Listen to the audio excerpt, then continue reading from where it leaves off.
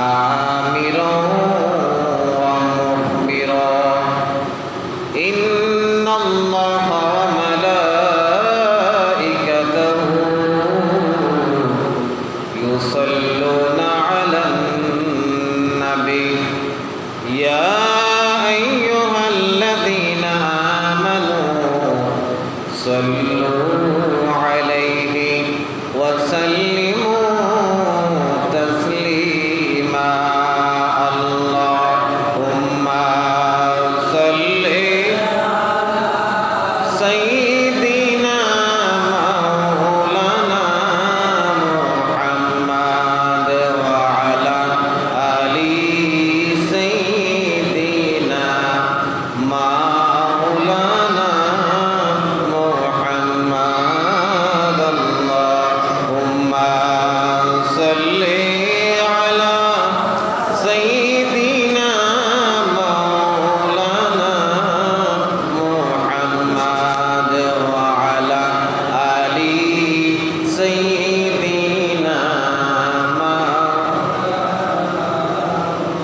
কোথায় রইলেন দয়াল নবীজি আমাদেরকে ছাড়িয়া আপনি বিনে কি লাভ হবে এই ধরাতে বাঁচিয়া আল্লাহুম্মা সাল্লি সাইয়্যিদিনা মাওলানা মুহাম্মদ ওয়া আলা আলি সাইয়্যিদিনা আল্লাহ তুমি দয়া করো নসিব করো মদিনা নবীজিকে না দেখাইয়া কবর দেশে নিও না আল্লাহুম্মা সাল্লি সাইয়্যিদিনা মাওলানা মুহাম্মদ ওয়া আলা আলি সাইয়্যিদিনা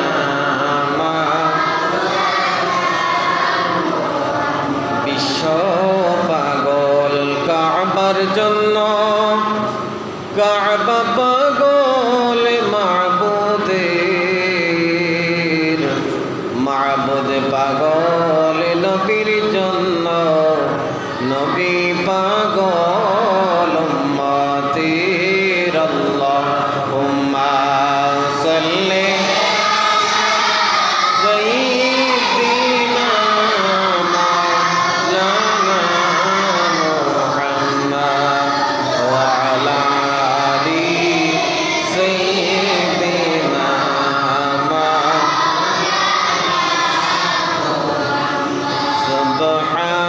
সুবহানাল্লাহ ওয়ালহামদুলিল্লাহ লা ইলাহা ইল্লাল্লাহ সুবহানাল্লাহ ওয়ালহামদুলিল্লাহ লা ইলাহা লা ইলাহা ইল্লাল্লাহ লা ইলাহা ইল্লাল্লাহ লা ইলাহা ইল্লাল্লাহ লা ইলাহা ইল্লাল্লাহ সুবহানাল্লাহ ওয়ালহামদুলিল্লাহ লা ইলাহা ইল্লাল্লাহ সুবহানাল্লাহ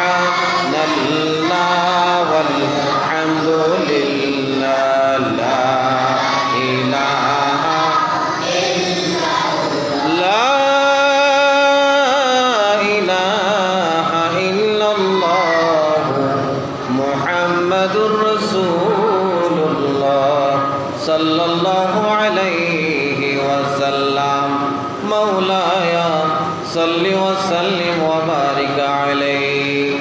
উপস্থিত সম্মানিত মুআজ্জাজ মুহতারাম, অত্র এলাকার সম্মানিত মুসল্লিন আযম, আল্লাহওয়ালা নবী প্রেমিক ওলি প্রেমিক নওজোয়ান ভাইরা, মাদ্রাসার তালেবে ইলম মাসুম বাচ্চারা, পর্দানসীন মা ও বোনেরা, আজকে আমরা রবিউস সানি মাসের প্রথম জুমা আদায় করার জন্য মসজিদে এসে একত্রিত হয়েছি।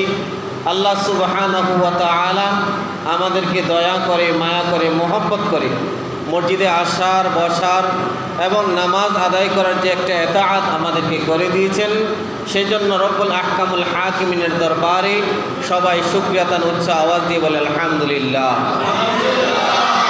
অগণিত অসংখ্য দুরূদ ও সালাম জানাই বিশ্ব মানবতার মুক্তির দূত নবীকুল সরদার শিরোমণি, যার বদৌলতে আমরা দুনিয়া দেখতে পেয়েছি, যার উসিলায় আমরা দুনিয়ার নিয়ামত ভোগ করতে পারছি, সেই মহান নবীকে রব্বুল আলামিন আমাদের গুনাহগার উম্মতের জন্য প্রেরণ করে বিশ্বের দরবারে আমাদেরকে আশরাফুল মাখলুকাত হিসেবে পরিচিত করিয়ে দেওয়ার জন্য রব্বুল ইজ্জতের দরবারে আবারও শুকরিয়া তান উচ্চ আওয়াজ দিয়ে বলে আলহামদুলিল্লাহ।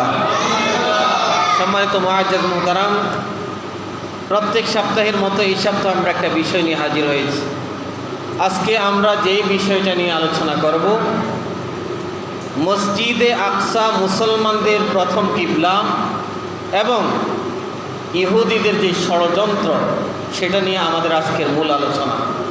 আমরা জানি আল্লাহ রাব্বুল আলামিন পৃথিবীর জমিনে যতগুলো নিদর্শন আল্লাহ সৃষ্টি করেছেন, তৈরি করেছেন, তার মধ্যে সর্বপ্রথম নিদর্শন হচ্ছে খানায়ে কাবা, বাইতুল্লাহ শরীফ। সে খানায়ে কাবার পরে যেটা দ্বিতীয় মসজিদ হিসেবে বিশ্বের মধ্যে সমাদৃত এবং পরিচিত, প্রসিদ্ধ লাভ করেছে, সেটা হচ্ছে বাইতুল মুকদ্দাস। যেই বাইতুল মুকদ্দাসের নাম শুনলে আমরা মুসলমান যারা রয়েছি, আমাদের হৃদয়ে একটা অনুভূত হয়, একটা হৃদয়ের সঞ্চার সৃষ্টি হয়, সেখানে এক ধরনের ভালো লাগা কাজ করে, এক ধরনের শান্তি বিরাজ করে। কেননা আমাদের মুসলমান যারা রয়েছি তাদের একটা শান্তিময় স্থান হচ্ছে ওই জায়গাটা, ওই মসজিদুল আকসা আমাদের মুসলমানদের জন্য একটা স্মৃতিময় স্থান। এই জন্য আমরা, যদিও বা আজকে এই সপ্তাহে আমাদের আলোচনা করার কথা ছিল গৌসে পাক আব্দুল কাদের জিলানীর জীবন সংক্রান্ত বিষয় নিয়ে আলোচনা করার কথা ছিল, কিন্তু আমাদের বিশ্বের পরিস্থিতির কারণে, বিশ্বের পরিপ্রেক্ষিতে আমাদেরকে বিষয় চেঞ্জ করে আমাদেরকে এই বিষয়টা নির্ধারণ করার জন্য আমরা বাধ্য হয়েছি। কারণ বাংলাদেশ সরকার সহ মুসলিম কান্ট্রি যেগুলো রয়েছে, মুসলিম দেশগুলোর সরকার যারা রয়েছে, তারা আজকের এই দিনে জুমার নামাজ আদায় করার পরে যারা ফিলিস্তিনের জমিনে আমাদের মা বোন যারা রয়েছে, আমাদের ভাই বোন যারা রয়েছে, আমাদের ঈমানি ভাই যারা রয়েছে, তারা নির্বিচারে যেভাবে শহীদ হচ্ছেন, তাদের আত্মার মাগফিরাত কামনার্থে আমাদের আজকের এই আলোচনা। এবং আমাদের এই আলোচনা থেকে আমরা নামাজের পরে আমাদের যে সমস্ত ঈমানি ভাই বোনেরা শহীদ হয়েছেন, নির্বিচারে গণহত্যার তারা যেই সম্মুখীন হয়েছেন, তাদের জন্য আমরা নামাজ আদায় করার পরে আমরা তাদের জন্য আমরা হৃদয় থেকে, অন্তরের অন্তঃস্থল থেকে তাদের জন্য দোয়া করব। রব্বুল আলামিন যেন যেভাবে এই পুনরাবৃত্তি যেন আবার দ্বিতীয়বার না হয়, সেজন্য আমরা তাদের জন্য আল্লাহর কাছে ফরিয়াদ করব। আল্লাহ যেন আমাদের দোয়া দরখাস্তখানা আল্লাহর দরবারে কবুল করেন, বলুন না আমিন। সম্মানিত মুআজ্জাজ মুহতারাম, আল্লাহ রাব্বুল আলামিন পবিত্র কুরআনুল কারীমের সূরা বনী ইসরাইলের একদম প্রথম নম্বর আয়াত, যেটা আমরা মেরাজের রজনীতে যেই আয়াতটা নিয়ে আলোচনা করি, বিসমিল্লাহির রহমানির রহিম, সুবহানাল্লাযী আসরা বিআবদিহি লাইলাম মিনাল মাসজিদিল হারামি ইলাল মাসজিদিল আকসাল্লাযী বারাকনা হাওলাহু লিনুরিয়াহু মিন আয়াতিনা ইন্নাহু হুয়াস সামিউল বাসীর। এই আয়াতের মধ্যে যে মসজিদে আকসার কথা উল্লেখ রয়েছে, সেই মসজিদে আকসা হচ্ছে বাইতুল মুকদ্দাস। মসজিদে আকসার অর্থ হচ্ছে দূরবর্তী মসজিদ। যেহেতু খানায়ে কাবা বাইতুল্লাহ শরীফ থেকে এটা প্রায় তৎকালীন যুগে তৎকালীন সময়ে হেঁটে যাওয়া বা বিভিন্ন আরোহণ যুগে যেভাবে মসজিদে আকসার কাছে যেতে প্রায় 1 মাস সময় লেগে যেত। এই জন্য মসজিদে হারাম থেকে, যেহেতু মসজিদে আকসা ফিলিস্তিনটা অনেক দূর, 1 মাস যাওয়ার জন্য যে সময়টা লাগতো, এই জন্য মসজিদে আকসা হচ্ছে যে মসজিদের দূরত্বতম মসজিদ। এই জন্য কোরআনুল কারীমে মসজিদে আকসার যে গুরুত্ব রয়েছে, মসজিদে আকসার যে ফজিলত রয়েছে, সেটা আমরা কোরআন এবং হাদিস মুবারকের মধ্যে আমরা স্পষ্ট দেখতে পাই। সেই মসজিদে আকসার এমন গুরুত্ব রয়েছে, এমন ফজিলত রয়েছে, যেটার বর্ণনা স্বয়ং রব্বুল আলামিন পবিত্র কোরআনুল কারীমে এনে দিয়েছেন। আওয়াজ বলুন না সুবহানাল্লাহ। আমরা আরেকটা আয়াত যদি দেখি, সূরা মায়েদার 21 নম্বর আয়াতে রব্বুল আহকামুল হাকিমিন ইরশাদ করেন, ইয়া কওমি দুখুলুল আরদাল মুকাদ্দাসা আল্লাতী কাতাবাল্লাহু লাকুম ওয়ালা তারতাদ্দু আলা আদবারিকুম ফাতানকালিবু খাসিরিন। ও আমার ইমানদার বান্দা বান্দিরা, তোমরা শুনো, আমার এই মসজিদ যেটা বাইতুল মুকাদ্দাস মসজিদ, এই মসজিদের পবিত্র মসজিদটাতে তোমরা প্রবেশ করো। এই পবিত্র মসজিদে যখন তোমাদের জন্য নির্ধারণ করা দেওয়া হয়েছে, তোমাদের জন্য এটার মধ্যে প্রবেশ করার মধ্যে যে ফজিলত এবং ইবাদতের কথা আমি রব্বুল আলামিন ঘোষণা দিয়েছি, সেই কারণে ইবাদতের নিয়তে, ইবাদতের উদ্দেশ্যে সেই মসজিদে তোমরা প্রবেশ করো। তবে সাবধান, ওয়ালা তারতাদ্দু আদবারিকুম, এই মসজিদে প্রবেশ করার যখন নিয়ত করবে, তখন সেখান থেকে ফিরে এসো না, সেখান থেকে পশ্চাৎপরণ করো না, তাহলে তোমাদের ক্ষতি হবে। রব্বুল আলামিন বলছেন, ফাতানকালিবু খাসিরিন, যদি মসজিদে আকসার ভিতরে নিয়ত করার জন্য, প্রবেশ করার জন্য নিয়ত করেই থাকো, তাহলে সেখান থেকে তোমরা পিছপা হইও না। যদি পিছপা হয়ে যাও, সাবধান, মনে রেখো, তোমাদের ক্ষতি হবে, তোমাদেরই সেখানে অকল্যাণকর হবে। এই জন্য আমরা দেখি সূরা মায়েদার এই 21 নম্বর আয়াত থেকে রব্বুল আলামিন আমাদের বিশ্ব মুসলমানদের জন্য যে একটা পবিত্র ঘরের যে একটা বর্ণনা রব্বুল আলামিন পবিত্র কোরআনে উল্লেখ করেছেন, সেই দিক থেকে বলা যায় বিশ্বের দরবারে খানায়ে কাবা বাইতুল্লাহর পরে মসজিদে আকসার সবচেয়ে গুরুত্ব বেশি। উচ্চ আওয়াজ বলুন না সুবহানাল্লাহ। এই মসজিদে আকসা সর্বপ্রথম যিনি নির্মাণ করেছেন, তিনি হচ্ছেন হযরত আদম আলাইহিস সালামকে। হযরত আদম আলাইহিস সালাম, হাদিস মুবারকের মধ্যে আমরা দেখতে পাই, রাসূল করিম সাল্লাল্লাহু আলাইহি সাল্লামকে সাহাবায়ে কেরাম জিজ্ঞেস করলেন, ইয়া রাসূলুল্লাহ, ইয়া হাবিবাল্লাহ, মসজিদে আকসা সেটা কখন নির্মাণ হয়েছে এবং কে নির্মাণ করেছেন? রাসূল আকরাম সাল্লাল্লাহু আলাইহি সাল্লাম সাহাবায়ে কেরামকে বললেন, হে আমার সাহাবীরা, তোমরা শুনো, আল্লাহ রাব্বুল আলামিন যখন আদম আলাইহিস সালামের মাধ্যমে সর্বপ্রথম খানায়ে কাবা নির্মাণ করেছিলেন, সেই খানায়ে কাবা নির্মাণ করার 40 বছর পরে সর্বপ্রথম আদম আলাইহিস সালাম এই বাইতুল মুকাদ্দাসের নির্মাণ কাজে হাত দেন এবং তিনি এটার ভিত্তি প্রস্তর স্থাপন করেন। সেখান থেকে আমরা আদম আলাইহিস সালাম থেকে শুরু করে সর্বপ্রথম তিনি এটার নির্মাতা ছিলেন।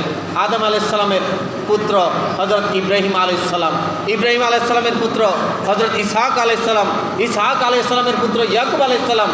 সেই ইয়াকুব আলাইহিস সালামের মধ্য দিয়ে আমরা দেখতে পাই পরবর্তী যুগে এভাবে আস্তে আস্তে হযরত দাউদ আলাইহিস সালাম, হযরত দাউদ আলাইহিস সালামের ছেলে হযরত সুলাইমান আলাইহিস সালাম, দীর্ঘ এইভাবে আদম আলাইহিস সালাম থেকে শুরু করে পর্যায়ক্রমে আস্তে আস্তে সংস্কার হতে হতে আমরা দেখতে পাই এই বাইতুল মুকাদ্দাস যারা পূর্ণ নির্মাণ করেন, সংস্কার করেন, তিনি দ্বিতীয় খলিফা হযরত ওমর ফারুক আজম রাদিয়াল্লাহু তাআলা। তিনিও এই বাইতুল মুকাদ্দাস তার সময়কালীন সময়ে তিনি এই বাইতুল মুকাদ্দাসের সংস্কার করেন এবং তার পরবর্তী যুগে আমরা দেখতে পাই হযরত সালাউদ্দিন আইয়ুবী রাহমাতুল্লাহ আলাইহি। আওয়াজ বলুন না সুবহানাল্লাহ। এইভাবে আস্তে আস্তে তাহলে বুঝাই যাচ্ছে এই বাইতুল মুকাদ্দাসের সর্বপ্রথম যিনি নির্মাতা ছিলেন তিনি হচ্ছেন হযরত আদম আলাইহিস সালাম এবং এভাবে আস্তে আস্তে হযরত হযরত সালাউদ্দিন আইয়ুবী তিনি নির্মাণ করেছেন। আর বিশ্বের দরবারে আমরা দেখতে পাই সেই ফিলিস্তিনের যেই জায়গাটা রয়েছে, আল কুদসের যেই জেরুজালেমের যেই জায়গাটা রয়েছে, সেখানে এক পাশে ইহুদি, এক পাশে খ্রিস্টানরা তাদের বিভিন্ন উপাসনালয় সেখানে তৈরি করার মধ্য দিয়ে ওখানে ওই মসজিদটাকে তারা নির্মূল করার একটা চক্রান্ত সেই আগে থেকেই তারা করে আসছিল।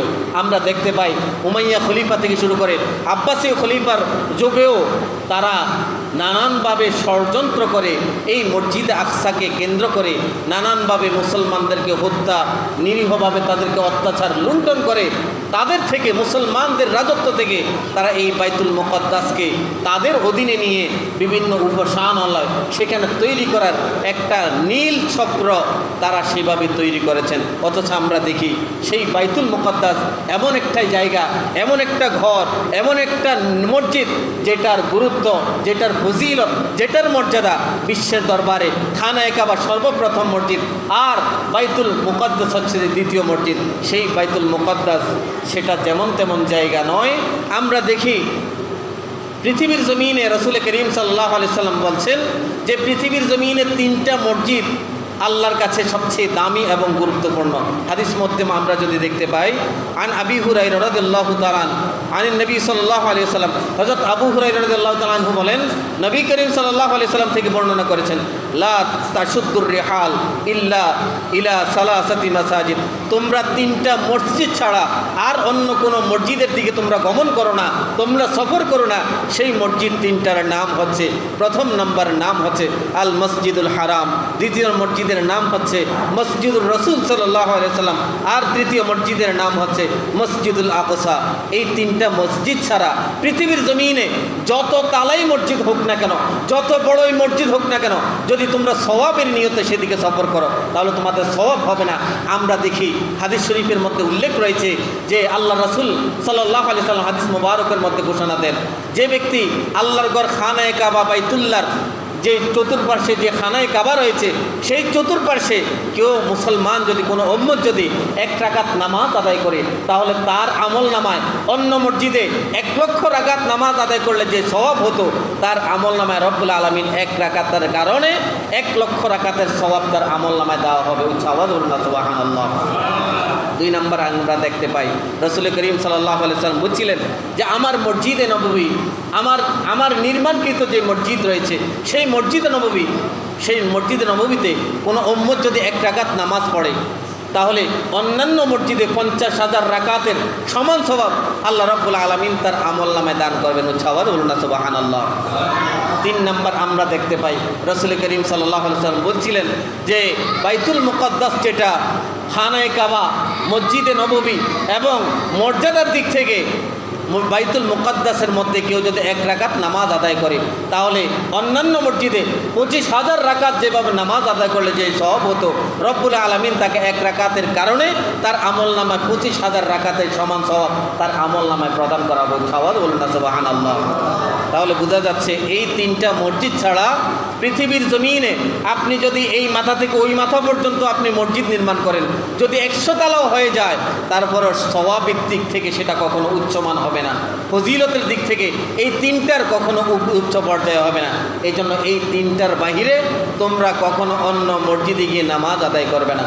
আমরা দেখতে পাই বিভিন্ন ধরনের মানুষের মধ্যে একটা গুজব রয়েছে, একটা কুৎসা রটনা এভাবে রয়েছে যে হাজীগঞ্জ বড় মসজিদে যদি নামাজ আদায় করতে পারি তাহলে হয়তো আমার একটু বেশি সওয়াব হবে। এই ধরনের ভুলভ্রান্তি, এই ধরনের হাদিসের যে অপব্যাখ্যা, সেটা আমরা অনেকে জানি, আবার অনেকে জানার পরেও মানি না, অথবা অনেকে না জেনে আমল করি। তাহলে এই ধরনের মন মানসিকতা যদি আপনার থাকে, এই ধরনের আকীদা যদি আপনি থাকেন, তাহলে আপনার নামাজও বাতিল হয়ে যাওয়ার সম্ভাবনা রয়েছে। এই জন্য আমরা যেটা আলোচনা করছিলাম যে বাইতুল মুকদ্দাস যেটা, এটা পৃথিবীর জমিনে মসজিদের দিক থেকে এটা দ্বিতীয়। আমরা হাদিস মুবারকের মধ্যে দেখতে পাই, আন আবি যার, হযরত আবু যার রাদিয়াল্লাহু তাআলা আনহু থেকে বর্ণিত, ক্বালা, তিনি বলেন, কুলতু ইয়া রাসূলুল্লাহ, আমি বললাম হে আল্লাহর রাসূল, আইয়ু মসজিদিন উদিআ ফিল আরদি আউয়াল, সর্বপ্রথম পৃথিবীর জমিনে কোন মসজিদটা তৈরি হয়েছে?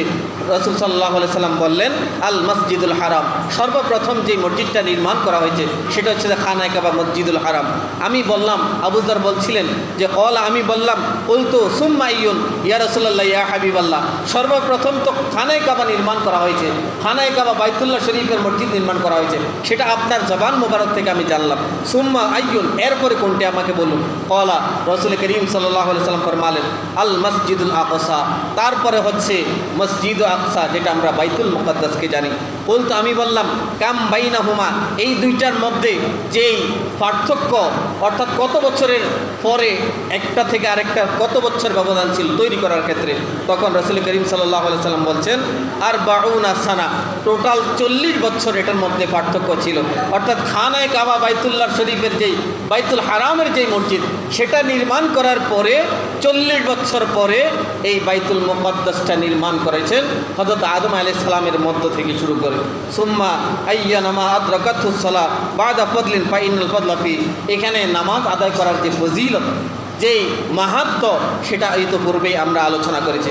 এখন আসুন, এই বাইতুল মুকাদ্দাস এটা এমন একটা জায়গা, এমন একটা পবিত্র ভূমি, এমন একটা মসজিদ যেটা 11টা বৈশিষ্ট্যের কারণে পৃথিবীর জমিনে উচ্চ আসনে আসীন হয়ে আছে।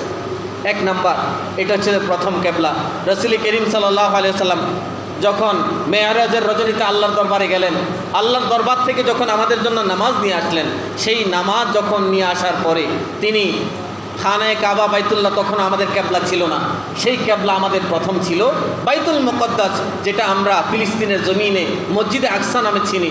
সেই বাইতুল মুকাদ্দাসের দিকে ফিরে রাসূল করিম সাল্লাল্লাহু আলাইহি সাল্লাম মক্কার জীবনে তো আদায় করেছেন, বরং মদিনায় যখন হিজরত করেছেন, হিজরতের প্রায় 16 এবং 17 মাস তিনি সেই মসজিদে আকসার দিকে ফিরে সেটাকে কেবলা মেনেই সেদিকে তিনি নামাজ আদায় করেছেন। উচ্চ আওয়াজে বলুন না সুবহানাল্লাহ।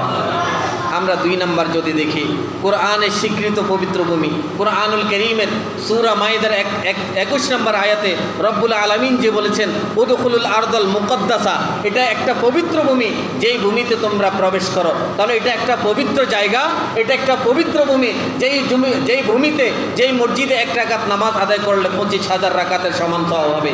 যেই মসজিদের মধ্যে আল্লাহ রব্বুল আলামিন প্রবেশ করার জন্য আমাদেরকে নির্দেশ দিয়েছেন, তাহলে এটা একটা পবিত্র জায়গা। সেখানে অপবিত্র করার জন্য কেউ যদি চায়, তাহলে আল্লাহর পক্ষ থেকে তার জন্য শাস্তি বরাদ্দ হয়ে যাবে, আল্লাহর গায়েবী খাজানা থেকে তার জন্য শাস্তির বরাদ্দ হয়ে যাবে। এই জন্য বর্তমান ফিলিস্তিনের মধ্যে যে সমস্ত ইহুদি, যে সমস্ত ইসরায়েল বাহিনী মসজিদে আকসার উপর, মুসলমানদের উপর যেভাবে নির্বিচারে গণহত্যা চালাচ্ছে, তারা মনে করছে যে আমরা মুসলমানদেরকে ধ্বংস করে আমরা মসজিদে আকসাকে আমরা আমাদের দখলে নিয়ে যাব। কিন্তু না, তাদের সেই ধারণা ভুল। তাদের সেই ধারণা মনের মধ্যে হয়তো সাময়িক আনন্দদায়ক হতে পারে, কিন্তু যার মসজিদ তিনি যদি কখনো তাদের দখলে না দেন, তাহলে পৃথিবীর সমস্ত ইহুদি, সমস্ত খ্রিস্টানরা যদি এক পাল্লায় যদি হওয়ার পরেও যদি মসজিদে আকসাকে রক্ষার জন্য, তাদের অধীনে নিয়ে যাওয়ার জন্য সমস্ত মুসলমানকে যদি হত্যা করে, তারপর রব্বুল আলামিন যাদের পক্ষ রয়েছেন, সেখানে কখনো মসজিদে আকসা তাদের হতে পারবে না, তাদের পক্ষে যাবেও না। এই জন্য আমরা দেখি মসজিদে আকসাকে তাদের পক্ষে নেওয়ার জন্য ইসরায়েল সৈন্যবাহিনী আমেরিকার প্ররোচনায়, বিভিন্ন পুতিনের প্ররোচনায় তারা যেভাবে মুসলমানদেরকে হত্যা করছে, তারা যেভাবে মুসলমানদেরকে নির্বিকারে ধ্বংস করছে, এই ধ্বংসের কারণে তাদেরও অচিরেই ধ্বংস হয়ে যাবে। রব্বুল আলামিন হয়তো এই মুহূর্তে তাদেরকে হয়তো আযাব গজবে তাদেরকে লাঞ্ছিত বঞ্চিত করছেন না, কিন্তু এমন একটা সময় আসবে, এমন একটা যুগ আসবে, এমন একটা মুহূর্তে আসবে, যেই মুহূর্তটা আমরা দেখতে পাবো বিভিন্ন ফেসবুকের মাধ্যমে, বিভিন্ন টকশোর মাধ্যমে আমরা সেই দেখব, আর রব্বুল আলামিনের শুকরিয়া আদায় করব যে তারা মুসলমানদেরকে হত্যা করার কারণে আল্লাহর পক্ষ থেকে তাদের উপর গজব হয়েছে, আল্লাহর উপর তাদের উপর ভূমি পতিত হয়েছে। আমরা সেই অপেক্ষায় আমরা রয়েছি, রব্বুল আলামিন যেন তাদেরকে, যারা মুসলমানদেরকে নির্বিকারে হত্যা করছে, যারা মুসলমানদেরকে বোমা মেরে উড়িয়ে দিচ্ছে, যারা অ্যাটম বোম প্রয়োগ করে মুসলমানদেরকে যেভাবে হত্যা করছে, রব্বুল আলামিন যেন তার গায়েবী খাজানা থেকে ওই সমস্ত কাফির মুশরিকদেরকে ধ্বংস করে বিশ্বের দরবারে বাইতুল মুকাদ্দাসকে যেভাবে আগে ছিল সেভাবে যেন মুসলমানদের অধীনে ফিরিয়ে আনতে পারে, সেই তৌফিক আল্লাহ যেন আমাদেরকে দান করুন। ছাওয়া আমিন। 3 নম্বর পয়েন্ট, যেটা মেরাজের সূচনা স্থল, এখান থেকে আমরা জানি আল্লাহ রাসূল সাল্লাল্লাহু আলাইহি সাল্লাম খানায়ে কাবা বাইতুল্লাহ থেকে শুরু করে মসজিদে আকসাতে গিয়েছিলেন, সেখানে সমস্ত নবী রাসূল যারা ছিল তাদেরকে নিয়ে সেখানে ইমামতি করেছিলেন। তাহলে বোঝাই যাচ্ছে এটা মেরাজের রজনীর একটা অন্যতম সূচনা এখান থেকে হয়েছিলেন।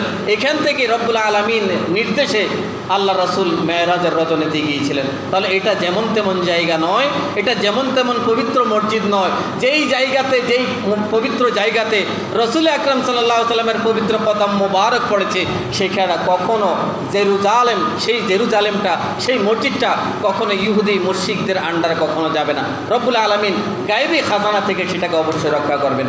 4 নম্বর আমরা দেখতে পাই নবী রসুলদের একটা স্মৃতিস্মারক। আল্লাহর যে সমস্ত নবী রসুল ছিলেন, হযরত ইব্রাহিম আলাইহিস সালাম থেকে শুরু করে সুলাইমান আলাইহিস সালাম থেকে শুরু করে যে সমস্ত উলুল আজমত যে সমস্ত নবী রাসূল ছিলেন, ওই সমস্ত নবী রাসূলদের একটা স্মৃতি স্মারক ছিল সেই মসজিদুল আকসা।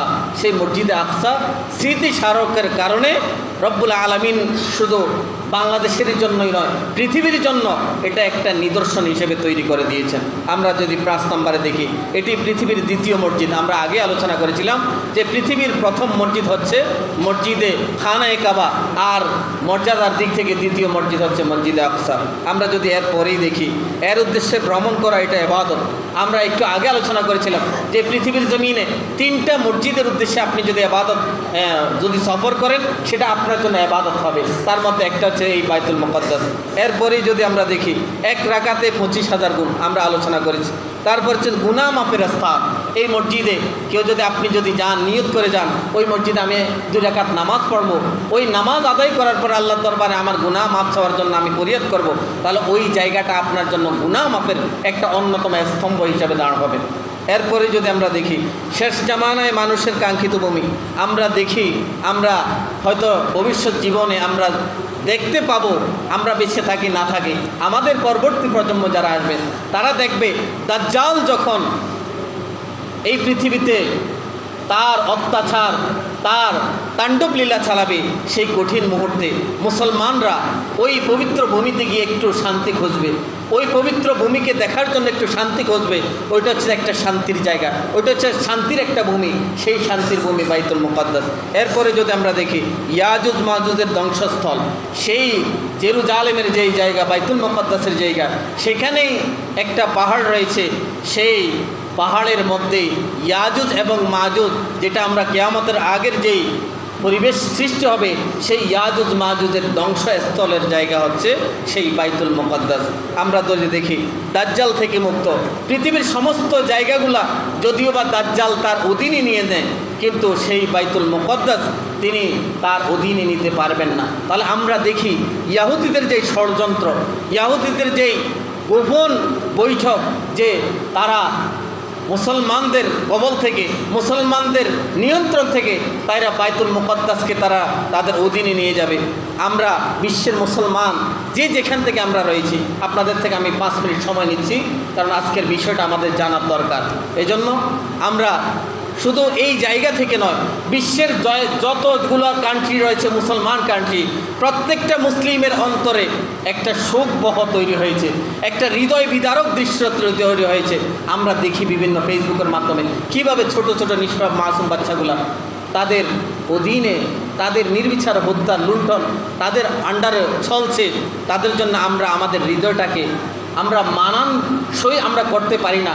আমাদের হৃদয় নির্বিকারে ক্রন্দন করছে, মানে নীরবতার অধীনে আমাদের হৃদয়টা ফেটে যাচ্ছে এই ছোট ছোট নিষ্পাপ মাসুমের বাচ্চাগুলার এন্তেকাল দেখে, তাদের যে ধ্বংসলীলা সেটা দেখে।